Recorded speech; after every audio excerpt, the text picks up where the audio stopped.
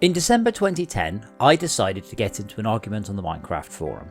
In order to prove them wrong, I ended up writing FortressCraft. On April the 9th, 2011, it finally went live on the Xbox indie game platform, went on to become the first $1 million grossing XBLIG title, and ended up shipping about 1.4 million units, making it the 7th biggest selling digital title on the Xbox 360. Since then, I've shipped FortressCraft Evolved, worked on cinema related games, and written and shipped a whole bunch of other successful and unsuccessful titles. My plan was to release FortressCraft Phoenix this year, a sequel to Evolved, but sadly I'm not as good at planning as I am at optimising, so that's left me in a slightly awkward state for the 10th anniversary. So, with the help of a nice man from the FortressCraft community, I've dusted off the ancient FC codebase, installed some even more ancient development tools, and done the best I can to get FC up to date and re-released. So I'm going to briefly go over what this is and what's been changed and what's been improved. First of all, the bad news. The amazing Xbox avatar system is entirely gone. Microsoft never did any support for it on the PC, not even via Games for Windows, so I've had to develop my own avatar system.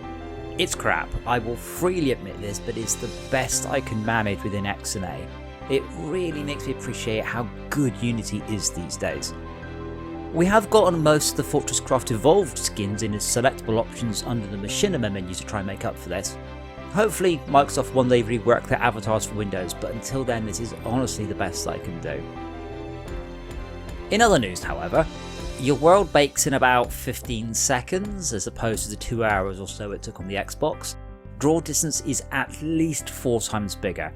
You can crank this higher on lower details, but you might start to run out of RAM. One of the things I can't do anything about is that XNA, and therefore FortressCraft, is 32-bit.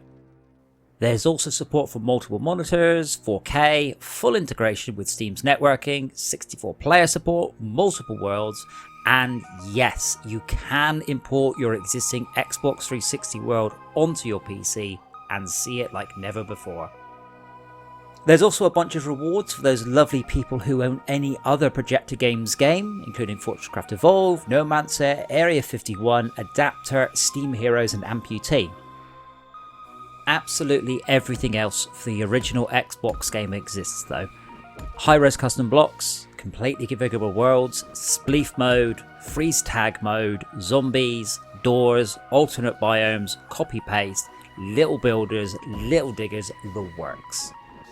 This patch also contains all of the unreleased content patch 11 work. So you've got Spiderbot, Incursion mode and RPG mode. You also have all of the work I did for the OnLive platform. As you all know by now, OnLive has gone the way of the dodo, but I put in many weeks of work into improving FortressCraft for OnLive, which no one has ever seen. So what didn't make it?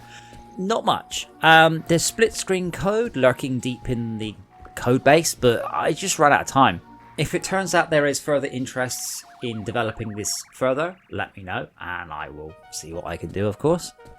But the joy of being an indie developer is I need to do my own voiceover for my own trailer. So I'll end this with a brief question. Is there anything else you would like to see in future versions of FortressCraft Chapter 1?